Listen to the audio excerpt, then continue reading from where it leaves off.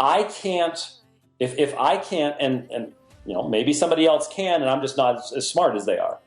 But if I can't defend something biblically, then I'm not going to be able to hold it as a dogma of the faith.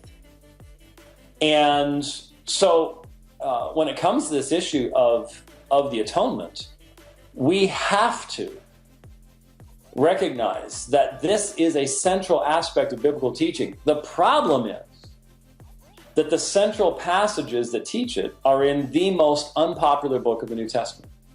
Well, I suppose 3 John is probably the most popular book of the New Testament. Sorry, John, but in all probability. But when I talk about major books in the Bible, it really seems to me that when it comes to the New Testament, the book of Hebrews just doesn't rank up there. And I've said many times why it is. It assumes a deep familiarity on the part of the reader with the Tanakh, with the Torah, the Nevi'im, the Ketuvim, the law, the prophets, and the writings. And most people today do not have that kind of familiarity, and so they find the argumentation, they find the weight of the presentation lacking. And yet, the longest continuous presentations of what the purpose of Father, Son, and Spirit in the entire drama of redemption are to be found in the book of Hebrews. And I thoroughly believe that it was the unpopularity of that book and the split that took place between the church and the synagogue, so much so that the warning of Romans 11 was ignored. And as a result,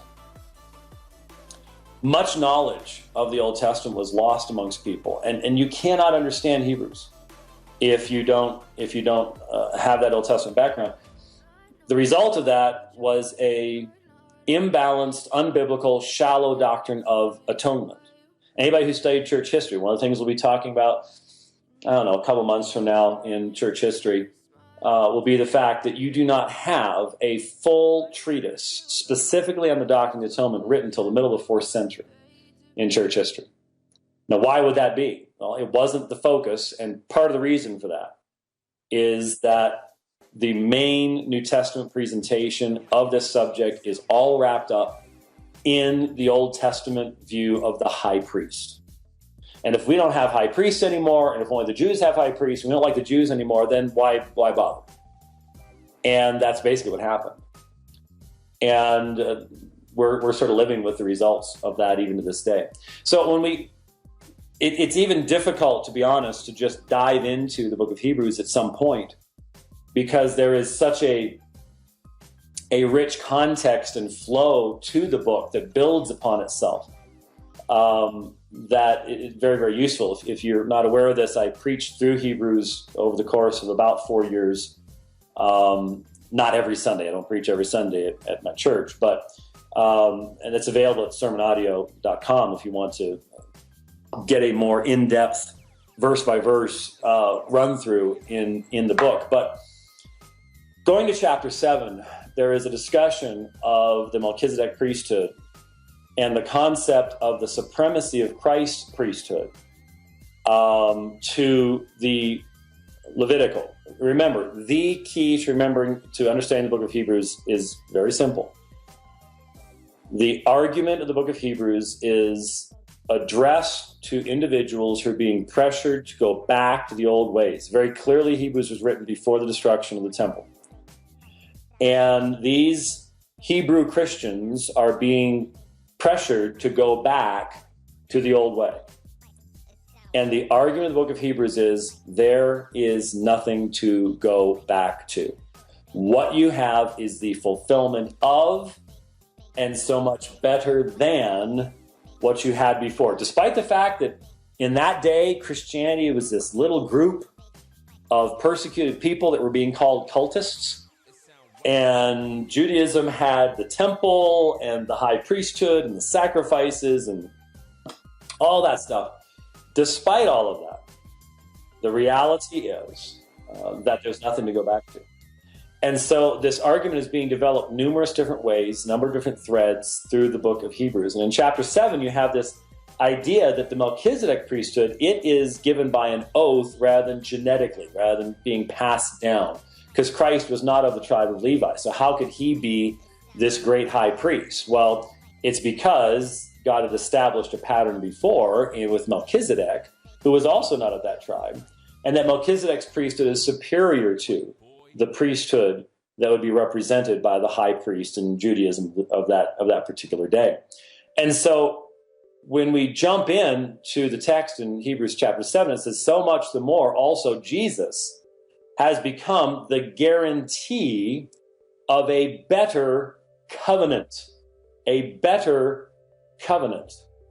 And so Jesus is described as a guarantee, the guarantor of this better covenant than the old covenant. So there wasn't, again, anything to go back to. And then starting verse 23, the former priests on the one hand existed in greater numbers because they were prevented by death from continuing. And so under the old priesthood, you had high priests who are priests for only a certain period of time, but then they cannot continue that high priesthood because they grow old and they die. You're only supposed to have one high priest at one time. That was changed by the Romans, but that's a different issue. Then verse 24, but Jesus on the other hand. So on the one hand, you have the old. And now on the new hand, this is the new covenant. This is how Jesus is a guarantee of this new covenant. Jesus, on the other hand, because he continues forever, holds his priesthood aparabaton. It can be understood as permanently or without successor. I only mention that for two reasons.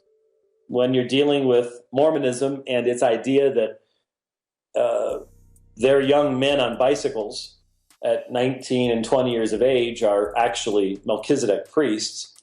The biblical teaching is that Jesus does not pass his priesthood on to anyone else. He is the only Melchizedek priest. There is no other Melchizedek priest. That would take us back to the old ways of a repeating priesthood that had to have new people coming into it because of death, so on and so forth. No. Jesus, on the other hand, because he continues forever, holds his priesthood permanently, without successor. He does not need anyone to step in because he has been resurrected from the dead. He has ascended and is now seated at the right hand of the Father. So he holds his priesthood permanently. The other reason I mentioned is as it's an example I like to use in talking to Mormons. There's no question that the Greek term